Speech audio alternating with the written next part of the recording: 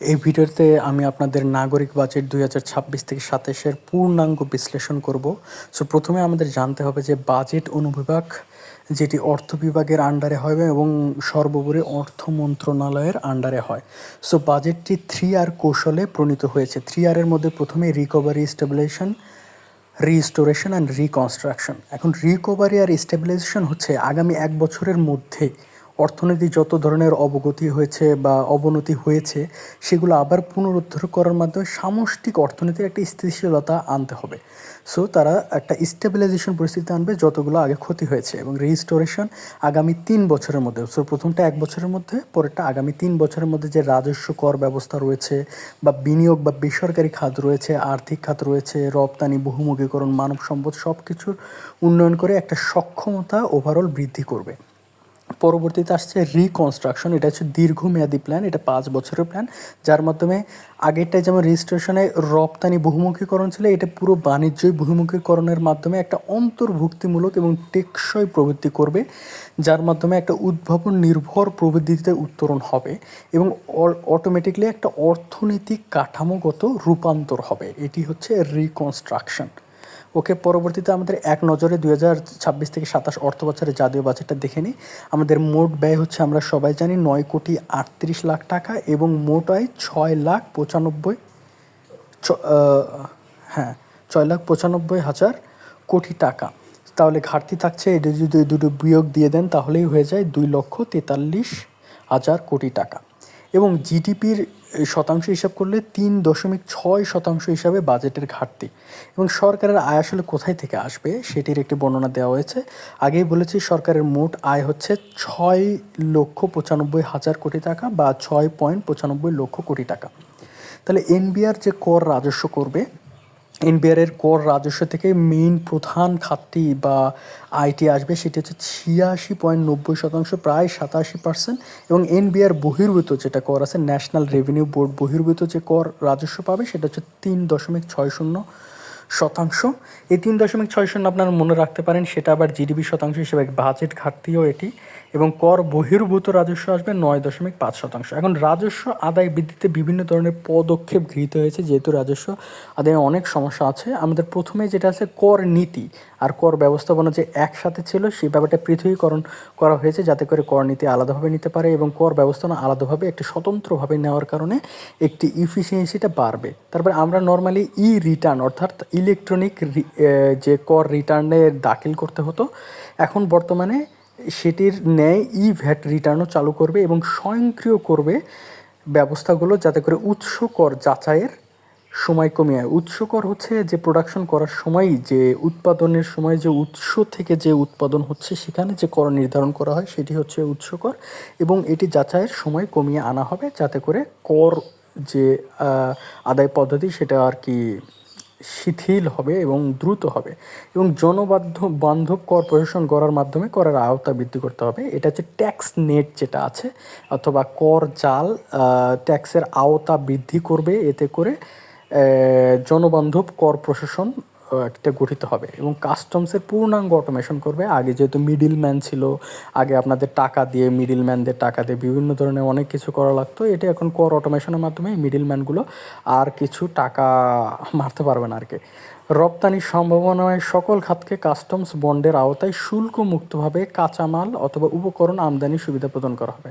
এখন যেগুলো সেক্টরে আপনার রপ্তানির সম্ভাবনায় আছে, যেমন চামড়া শিল্প বা আদার্স বিভিন্ন শিল্প আছে, সেগুলোতে এই হচ্ছে যে কাঁচামাল উপকরণ যদি আমদানি করতে হয় কোনো কিছু ব্যাপারে, অথবা আমাদের লাইট ইঞ্জিনিয়ারিং আছে, এনি আদার যেগুলো ব্যবস্থা আছে বা রপ্তানি সম্ভাবনায় আছে, সেগুলো যদি ম্যাটেরিয়ালসগুলো আমাদের আমদানি করতে হয়, সেখান থেকে তারা সরকার সুবিধা দিবে, এখানে একটা আমদানি সুবিধা দিবে। অ্যান্ড সরকার কোথায় কোথায় ব্যয় করবে, মেইন ব্যয় যেটা দেখা যাচ্ছে সামাজিক অবকাঠামোয় সবচেয়ে বেশি ব্যয় করবে, যেটা হচ্ছে 29.74%, অলমোস্ট 30%-এর মতো, অর্থাৎ শিক্ষা, স্বাস্থ্য, খাদ্য, সামাজিক নিরাপত্তা। তাহলে মনে রাখবেন, শিক্ষা, স্বাস্থ্য, খাদ্য, সামাজিক নিরাপত্তা, এই সামাজিক অবকাঠামোতে সবচেয়ে বেশি ব্যয় করবে। এছাড়াও ভৌত অবকাঠামো, কৃষি, স্থানীয় সরকার, সড়ক, বিদ্যুৎ, জ্বালানি, এরপর আসছে তারপরে জনশৃঙ্খলা নিরাপত্তায়, এটা হচ্ছে 13%। তার মানে প্রথমে সামাজিক অবকাঠামো, সেইটারই প্রেক্ষিতে সাধারণ সেবা 26.13%, দ্বিতীয়তে থাকবে, এবং তৃতীয়তে লাগবে হচ্ছে কৃষি, স্থানীয় সরকার অর্থাৎ ভৌত অবকাঠামো। তারপরে আসছে সুদ পরিশোধ, আমাদের যে ঋণ আছে সেই ঋণগুলো পরিশোধ করার ক্ষেত্রে এই ব্যয়টা থাকবে, এবং ভর্তুকি নিট ঋণ প্রদান মানে ঋণ দিতে এবং যে ইনসেন্টিভ বা ভর্তুকি দেবো সেখানে 11.88% লাগবে। এবং পরিচালন ব্যয় হ্রাস করে উন্নয়ন বাজেট বৃদ্ধি। পরিচালন ব্যয় হচ্ছে সরকারের বিভিন্ন উন্নয়নমূলক কাজ করা বা সরকারের প্রতিনিয়ত পরিচালনা করার জন্য যে ব্যয়গুলো হয় সেগুলোকেই পরিচালন ব্যয় বলে, এবং এটি হ্রাস করে উন্নয়ন যে বাজেট সেটিতে বৃদ্ধি করেছে। যে আগে পরিচালন ব্যয় যেমন ছিল 72%, উন্নয়ন বাজেট মাত্র 27%-এর মতো ছিল, সেটা ব্যয় করে পরিচালন ব্যয় 66% আসছে। এটা হচ্ছে উন্নয়ন হচ্ছে 33.7% আসছে।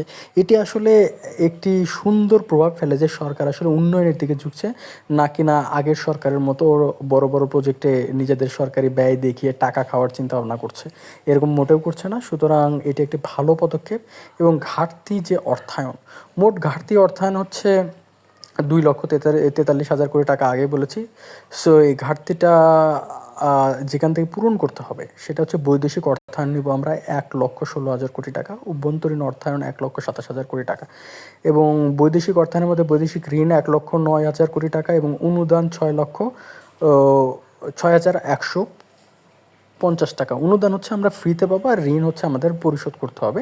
আর অভ্যন্তরীণ অর্থায়ন হচ্ছে ব্যাংক খাত থেকে অর্থায়ন, ব্যাংক খাত যারা আছে সেখান থেকে অর্থায়ন নিতে হবে 1,12 কোটি টাকা, এবং ব্যাংক বহির্ভূত খাত থেকে 15,000 কোটি টাকা। ঘাটতি অর্থায়নে ব্যাংকিং খাতের উপর নির্ভরতা হ্রাস। এখন আগে যেমন ঘাটতি বাজেটে ব্যাংকিং খাতের উপরে 1,18,000 কোটি টাকা, যেমন 59% হচ্ছে ব্যাংকিং খাতের উপর নির্ভর করা হতো, যেটা অভ্যন্তরীণ অর্থায়নের আন্ডারে কাজ করে। তবে এবার সেটা 1,12,000 কোটি টাকা, স্পেশালি 46% মাত্র করা হয়েছে, যেটা 50%-এর কম ব্যাংকিং খাত হতে নেওয়া হবে। সো মেইনলি ব্যাংক বহির্ভূত খাত থেকে একটু অর্থায়নটা বাড়া হয়েছে। এবং বেসরকারি খাতে বিনিয়োগ বৃদ্ধির লক্ষ্যে ব্যাংকিং খাত হবে ঋণের পরিমাণ ক্রমান্বয়ে হ্রাস করা হবে, এবং দীর্ঘমেয়াদী বিনিয়োগ অর্থায়নের জন্য বন্ড মার্কেটে উন্নতি, এবং প্রথাগত বিল বন্ডের পাশাপাশি কর্পোরেট বন্ড এবং মিউনিসিপ্যাল বন্ড ইস্যু করা হবে। বন্ড হচ্ছে সরকার একটা নির্দিষ্ট সময়ে একটা ইন্টারেস্ট দেওয়ার মাধ্যমে একটি বন্ড ইস্যু করে, যেটা যে কোনো ক্রেতা বা আমরা নাগরিকরা কিনতে পারি, এটা একটা সিকিউরিটিসের মতো। সেটা হচ্ছে কর্পোরেট বন্ড এবং মিউনিসিপ্যাল বন্ডও ইস্যু করে থাকবে।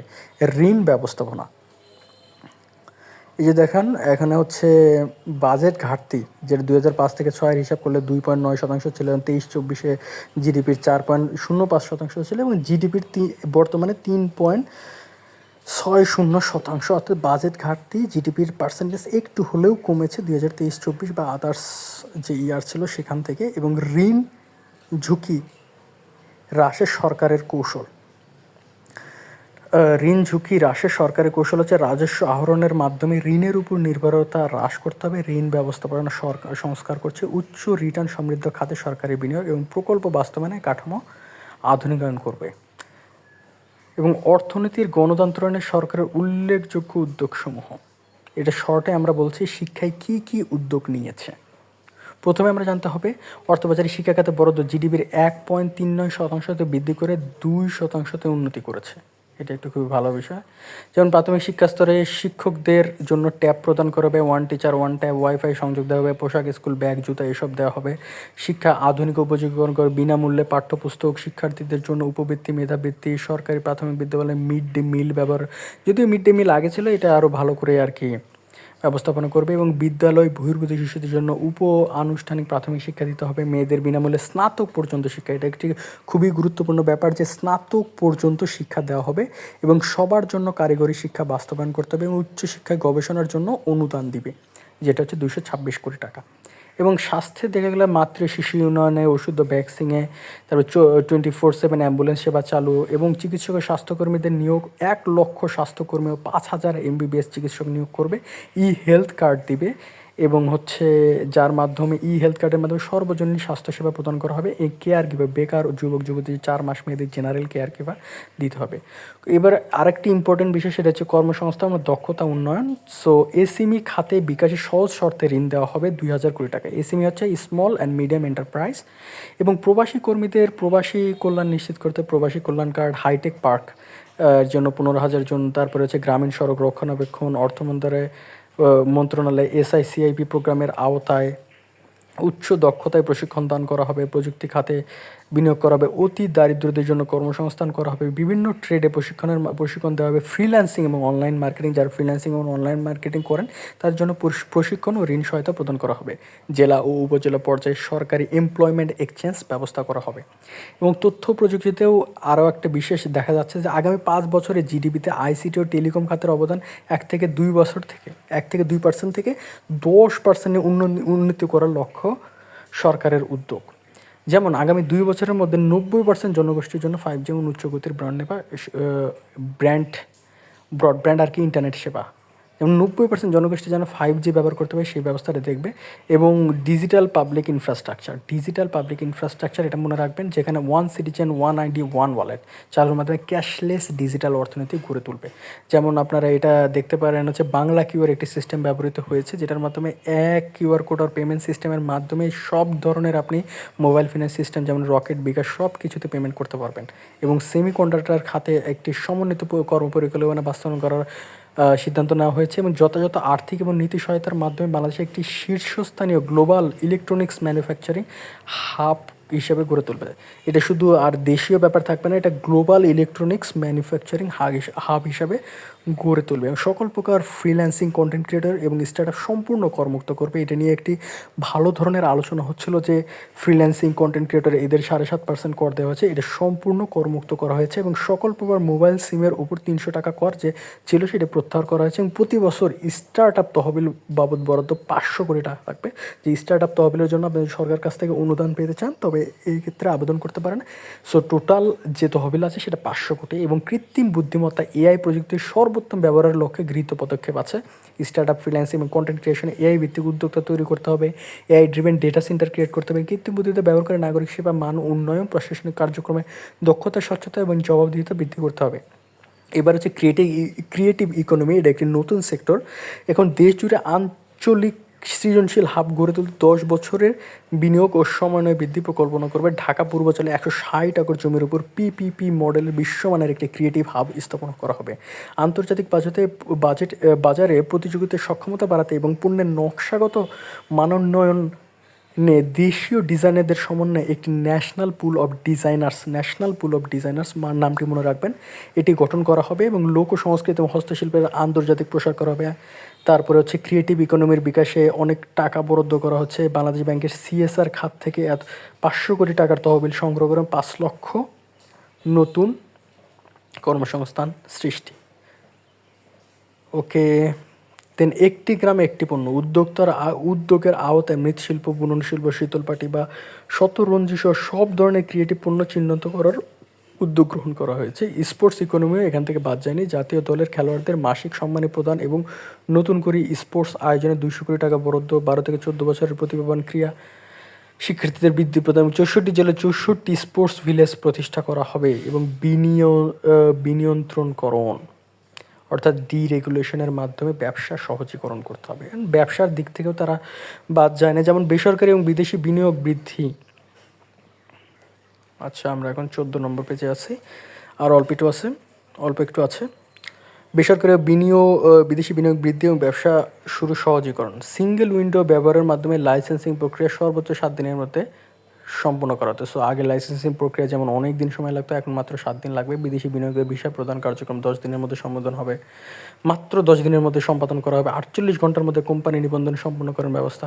দেখছেন কতগুলো যে লাইসেন্সিং ব্যাপারগুলো আছে, ভিসার ব্যাপারগুলো আছে, কত দ্রুত সেগুলো সম্পূর্ণ হয়ে যাবে। রিটার্নের মাধ্যমে আমদানি পর্যায়ে পরিশোধিত অগ্রিম করের ক্রেডিট প্রাপ্তি সহজীকরণ করবে। বিনিয়োগের ক্ষেত্রে প্লাগ অ্যান্ড প্লে সুবিধা প্রবর্তন করবে। পদ্ধতিতে গ্রিন চ্যানেল পণ্য খালাস সুবিধা, আরও অনেক কিছু আছে, যেমন কর্পোরেট বন্ড বাজার। তারপর লোন চালুর মধ্যে 12 মাস মেয়াদে সর্বোচ্চ 50,000 টাকা ঋণ দিয়ে দিবে। এসএমই উদ্যোক্তাদের ঋণ প্রদান সহজ, যেটা আগেও বলেছি। কৃষি এবং খাদ্য নিরাপত্তা, এটি খুবই গুরুত্বপূর্ণ। এখন কৃষি ফসল উৎপাদন ও উৎপাদনশীলতা বৃদ্ধি করা হচ্ছে, যেমন কোটি টাকার মতো। বীজ সংরক্ষণ বিতরণ এ ব্যাপারেও, তারপর কৃষিজাত পণ্যের বিপণন ও প্রক্রিয়াজাতকরণের সুবিধা সম্প্রসারণ, কৃষি পুনর্বাসন আয়াতে সার বীজ অনুদান বাবদ সহায়তা প্রদান, 10,000 টাকা পর্যন্ত কৃষি ঋণ সুদসহ মৌকুফ এবং কৃষি উৎপাদন বৃদ্ধিতে ভর্তুকি মূল্যে সার সরবরাহ। উত্তরাঞ্চলের সম্ভাবনা অন্যান্য অঞ্চলে, বিশেষত কৃষি রপ্তানি অঞ্চল প্রতিষ্ঠার মাধ্যমে কৃষি পণ্য প্রক্রিয়াজাতকরণ এবং কৃষকের ন্যায্য মূল্য প্রাপ্তি নিশ্চিতকরণ করতে হবে। খাদ্য নিরাপত্তা খুবই গুরুত্বপূর্ণ। খাদ্য বান্ধব কর্মসূচির আওতায় নিম্ন আয়ের 50 লক্ষ পরিবারকে 15 টাকা কেজি দরে প্রতি মাসে 30 কেজি হিসাবে বছরে 6 মাস চাল প্রদান করা হবে। তাহলে বছরে 6 মাস চাল প্রদান করা হবে 55 লক্ষ পরিবারকে 15 টাকা মাত্র কেজি দরে 30 কেজি হিসাবে। নিম্ন আয়ের যারা আছে তাদের 1,15,00,000 করে 30 টাকা দরে। নিম্ন আয়ের মানুষের জন্য ভিজিএফ জানেন, ভালনারেবল গ্রুপ ফিন্যান্সিং, এটার আওতায় 1,223 কোটি টাকা এবং ভিজিএফ এর জেলেদের জন্য ভিজিএফ থাকবে 675 কোটি টাকা। এবং সরকারি এবং খাদ্যশস্য ধারণ ক্ষমতা, পার্বত্য জেলাসমূহে পুনর্বাসন এবং খাদ্যমূল্য সাধারণ মানুষের নাগালে রাখতে 60টি নিত্য প্রয়োজনীয় খাদ্যদ্রব্যের উপর উৎসকর হ্রাস হলে এই নিত্য প্রয়োজনীয় খাদ্যপণ্যের দামগুলো কমে যাবে। সামাজিক নিরাপত্তায় ফ্যামিলি কার্ড দেওয়া হয়েছে 41 লক্ষ পরিবারকে 25,000 টাকা করে। কৃষক কার্ড দেওয়া হবে 25,000 টাকা করে। মসজিদ ও অন্যান্য উপাসনালয়ে প্রায় 2,55,000 জনকে প্রতি মাসে মাসিক প্রদান। খাল খনন, পুনঃখনন, বৃক্ষরোপণের মাধ্যমে সংরক্ষণ এবং দরিদ্র মানুষের আয় বৃদ্ধিকরণ। খেতাবপ্রাপ্ত বীর মুক্তিযোদ্ধাদের মাসিক ভাতা 5,000 টাকা বৃদ্ধি করা হয়েছে। জুলাই অভ্যুত্থানে শহীদ পরিবারের জন্য মাসিক 20,000 টাকা এবং আহতদের জন্য 20, 15, 10 ক্যাটাগরিতে মাসিক প্রদান। বয়স্ক ভাতাদের উপভোগকারী সংখ্যা 1 লক্ষ থেকে বৃদ্ধি করে 62 লক্ষে এবং মাসিক ভাতার হার 700 টাকায় উন্নতি করেছে। দুঃখিত। এরপরে প্রতিবন্ধী ভাতার উপভোগকারী 3.5 লাখ ছিল, সেখান থেকে 38 লাখে এবং মাসিক ভাতার হার 1,000 টাকায় উন্নতি করা হয়েছে। 1 লক্ষ প্রতিবন্ধী শিক্ষার্থীদের বৃত্তি বা মেধাবৃত্তি প্রদান করা হবে। 2,28,000 অনগ্রসর জনগোষ্ঠীকে মাসিক 650 টাকা হারে, 45,000 অনগ্রসর শিক্ষার্থীকে বৃত্তি, 65,000 ক্যান্সার, কিডনি, লিভার, স্ট্রোকে, প্যারালাইসিস, হৃদরোগ আক্রান্ত থ্যালাসেমিয়া রোগীদের আর্থিক সহায়তায় 50,000 টাকা থেকে বৃদ্ধি করে এককালীন 1 লক্ষ টাকায় উন্নতি করা হয়েছে। 15,000 কর্মহীন শ্রমিককে মাসিক 5,000 টাকা হারে সর্বোচ্চ 3 মাস ভাতা প্রদান করা হবে। নারী ও শিশু কল্যাণেও 18 লাখ মাকে মাসিক 850 টাকা হারে ভাতা প্রদান। ভালনারেবল উইমেন বেনিফিট VWB এর আয়তায় 10,40,000 পরিবারের জন্য প্রতি মাসে 30 কেজি চাল প্রদান। নতুন 60টি আধুনিক শিশু দিবাযত্ন কেন্দ্র প্রদান। তারপর হচ্ছে বিধবা ও স্বামী নিগৃহীত ভাতাভুক্তিদের নারী সংখ্যা 1 লক্ষ থেকে 30 লাখ উন্নতি করে 700 টাকা হারে ভাতা প্রদান করা হচ্ছে। সো আপনার বিধবা ভাতা 700 টাকা, বয়স্ক ভাতা 700 টাকা আর প্রতিবন্ধী ভাতা 1,000 টাকায় উন্নতি করা হয়েছে এবং তাদের অ্যামাউন্টও অনেক বাড়ানো হয়েছে। যোগাযোগ অবকাঠামো আমরা দেখতে পাচ্ছি অনেক উন্নত করা হয়েছে, যেমন দেশের সড়ক অবকাঠামোকে আন্তর্জাতিক হাইওয়ে নেটওয়ার্কের সাথে যুক্ত করা হবে। নগর পরিকল্পনা ও পরিবহন নীতির সমন্বয়, বাস রুট এবং রেশনালাইজেশন কার্যক্রম বাস্তবায়ন, যেমন 4 লেনে উন্নতিকরণ, ঢাকায় 6টি মেট্রো লাইন স্থাপন, মেট্রো রেল যাতায়াতে 25% ছাড় সিনিয়র সিটিজেন এবং প্রতিবন্ধীদের জন্য। তারপর পুরনো বাসগুলো পর্যায়ক্রমে ইলেকট্রিক বাস দিয়ে প্রতিস্থাপন, 3,000 কিলোমিটার জাতীয় এক্সপ্রেসের গ্রিডে গড়ে তোলা। সো সকল জেলাকে রেল নেটওয়ার্কের আওতায় আনা হবে এবং নদী নির্ভর শহরসমূহের চারপাশে বৃহৎ বৃত্তাকার জলপথে গড়ে তোলা ও নৌ যোগাযোগ উন্নয়ন করতে হবে। আন্তর্জাতিক গেটওয়ে হিসেবে গড়ে তুলবে কক্সবাজার, যশোর, রাজশাহী এবং সৈয়দপুরকে। বিদ্যুৎ এবং জ্বালানি একটি খুবই গুরুত্বপূর্ণ। তারপরে আসবে পরিবেশ ও জলবায়ু পরিবর্তন। বিদ্যুৎ ও জ্বালানিতে 2030 সালের মধ্যে বিদ্যুৎ উৎপাদন ক্ষমতা 35,000 মেগাওয়াটে উন্নতিকরণ এবং বিদ্যুৎ সঞ্চালন লাইন 25,000 সার্কিট কিলোমিটার সম্প্রসারণ। 2026 থেকে 27 অর্থবছরে বিদ্যুৎ উৎপাদনে 1,0839 মেগাওয়াট বৃদ্ধি এবং 9,154 কিলোমিটার বিদ্যুৎ বিতরণ লাইন নির্মাণ। সো টোটাল 2030-এর মধ্যে 35,000 মেগাওয়াটে উন্নতি করবে আর 2026 থেকে 27-এ 1,839 মেগাওয়াট বৃদ্ধি। আচ্ছা, যাই হোক, গ্যাস ও কূপ খনন, ঠিক আছে, নিজস্ব সম্পদ আহরণের লক্ষ্যে বাপেক্সের মাধ্যমে ভূতাত্ত্বিক জরিপ এবং সিসমিক জরিপ সম্পাদন এবং মধ্যমেয়াদে নিজস্ব রিগের মাধ্যমে 69টি কূপ খনন করবে। কয়টি? 69টি কূপ খনন, 31টি কূপের ওয়ার্ক ওভার সম্পন্ন করতে হবে। এবং গ্যাসের অপচয়, অবৈধ সংযোগ, সিস্টেমস আদার্স ব্যাপারগুলো সম্প্রসারণ করবে এবং জ্বালানি আমদানির ক্ষেত্রে উৎস বহির্মুখীকরণ নীতি প্রণয়ন করবে, ভাসমান ও ল্যান্ড বেস নতুন এলএনজি টার্মিনাল স্থাপন করবে এবং ক্রুড অয়েল রিফাইনারি এর নির্মাণ করবে। বার্ষিক 30 লক্ষ মেট্রিক টন পরিশোধন ক্ষমতা সম্পন্ন একটি রিফাইনারি নির্মাণ করা হবে। নবায়নযোগ্য জ্বালানির অংশ বৃদ্ধি। নবায়নযোগ্য জ্বালানি খাত থেকে 2030 সালের মধ্যে মোট চাহিদার 20% উৎপাদন লক্ষ্যমাত্রা করেছে। এখন সম্ভবত 2%, 1.5 থেকে 2% করা হয়, সেটা 20% করা হবে। এবার আসলো পরিবেশ এবং জলবায়ু, যেটা খুবই গুরুত্বপূর্ণ। 5 বছরে 25 কোটি বৃক্ষরোপণের মাধ্যমে পরোক্ষভাবে 3.5 লাখ সবুজ কর্মসংস্থান সৃষ্টি করা হবে। One child one tree, so কর্মসূচির মাধ্যমে 1 কোটি বৃক্ষরোপণ করা হবে। রিডিউস, রিউজ, রিসাইকেল, 3R, এখানেও 3R, রিডিউস, রিউজ, রিসাইকেলের আওতায় আগামী 5 বছরে প্লাস্টিক বর্জ্য 30% হ্রাস করা হবে। পরিবেশ রক্ষা ও জলবায়ু সহনশীলতা জোরদারে নদী ও খাল খনন ও পুনঃখনন করতে হবে। পদ্মা ব্যারেজ নির্মাণের মাধ্যমে দেশের দক্ষিণ পশ্চিমাঞ্চলে কৃষি, পরিবেশ, পানি ব্যবস্থাপনার উন্নয়ন, এর উপভোগকারী 37% জনগণ। এটা মনে রাখতে হবে, পদ্মা ব্যারেজ নির্মাণের মাধ্যমে দেশের দক্ষিণ ও পশ্চিমাঞ্চলে কৃষি, পরিবেশ ও পানি ব্যবস্থাপনার উন্নয়নের উপভোগকারী হচ্ছে 37% জনগণ সরাসরি। জলবায়ু সহনশীল কৃষি প্রযুক্তি ও ফসলের জাত উৎপাদনের সম্প্রসারণ, আধুনিক বর্জ্য ব্যবস্থাপনা চালুকরণ। সো আশা করি আপনাদের একটি বাজেটের টোটাল বিবরণী হয়ে গেছে, এবং এটি যদি আপনাদের উপকৃত হয়ে থাকে এবং সাবস্ক্রাইব করবেন, এবং পিডিএফটি লাগলে আপনারা কমেন্ট করবেন এবং আপনাদের ইমেলটাও কমেন্ট করতে পারেন। আমি ইমেলে আপনাদের পিডিএফটি পাঠিয়ে দেবো। ধন্যবাদ।